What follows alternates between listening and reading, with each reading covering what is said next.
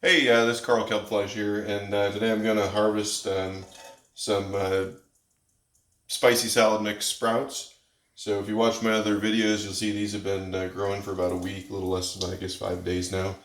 And this is full of water from filling it from the previous video. So I mean, you just drain that out. But basically, to harvest this, there's not a whole lot to it, but you can see the seed holes are there. So one of the main things that you're going to try to do is eliminate as many of the seed holes as possible. Now, my experience is I can't really get to 100% eliminated, but you'll see. I mean, it comes out. I mean, it's a pretty good size chunk. And when but what I do is I put it. I put it into a bowl. So the whole chunk goes into the bowl, and you can kind of separate it with your fingers. And then I just use not terribly cold, but not hot water. And basically what I found is effective is if I kind of bounce them around in the water a little bit, you'll see that the seed holes kind of separate out. And then what I do is I pour this into the colander there. And the purpose of kind of the colander is to, if I do catch some, you can see a few of the sprouts, ended up in there, but mostly seed holes are ending up in there, and then they're able to go through into the drain. So I just kind of do this repeatedly, mix them around, with my fingers, fill it with water. Seed holes kind of float up to the top. And then as they float to the top, I kind of, pull back all much of the sprouts as I can and pour it out like that and just kind of get the seed holes, draining out of my bowl. So as I do it, I can kind of see that there's quite a lot less seed holes, with each kind of rinse. Now, one of the things that happens because I'm adding so much water here is before I can refrigerate these, they really need to be, pretty dry. So I'll show you that, there's a next step after this of drying them. But this kind of rinsing step is about the most time consuming, labor intensive, because you've seen from the other videos, I mean, it takes literally, 30 seconds twice a day to rinse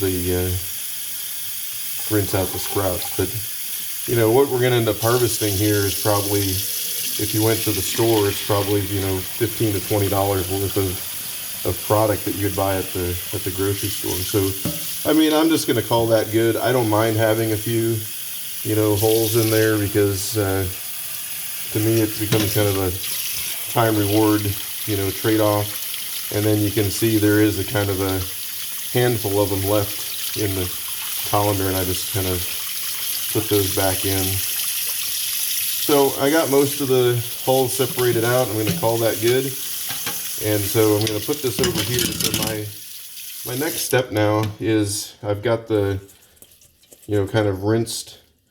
And what I do is I just kind of grab a handful at a time, maybe about that much, and I just kind of shake it down, to kind of get as much of the water off. And then we've started using a cookie rack. I guess it's for, cooling cookies.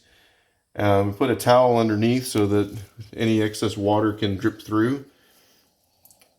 And this is just sort of a repetitive process to shake them off.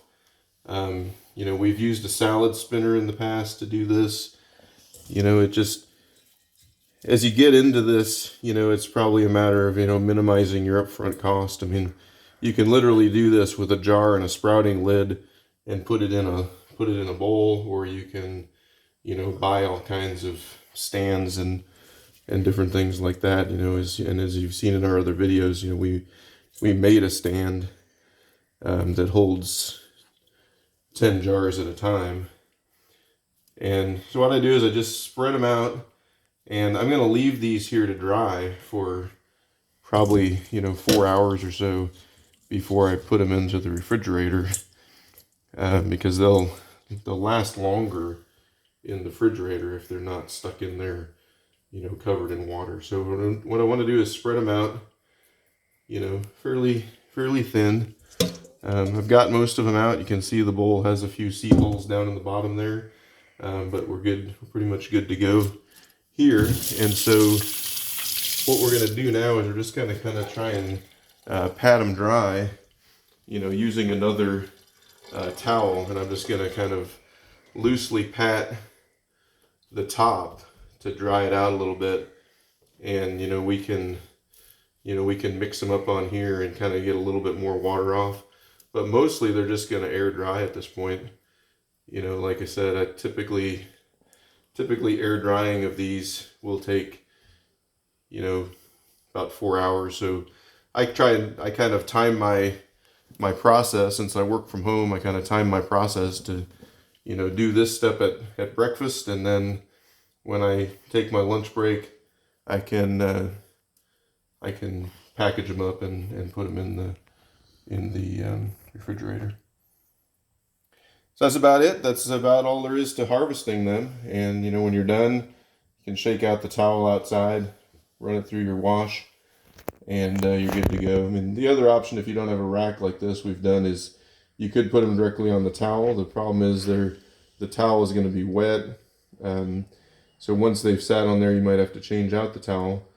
The other option that we've done is using paper towels. And put them, you know, enough paper towels here, make it like two layers deep, pat them with paper towels, and then normally as soon as I do that, I have to change the paper towel. So I mean, when I've been doing it that way, I end up using probably, you know, 15 to 20 paper towels just to, you know, start the drying process. So the rack and the towel, you know, is a little more upfront, especially the rack would be a little more upfront cost, but, you know, less overall waste as going forward. So thanks for listening. Hope this is helpful.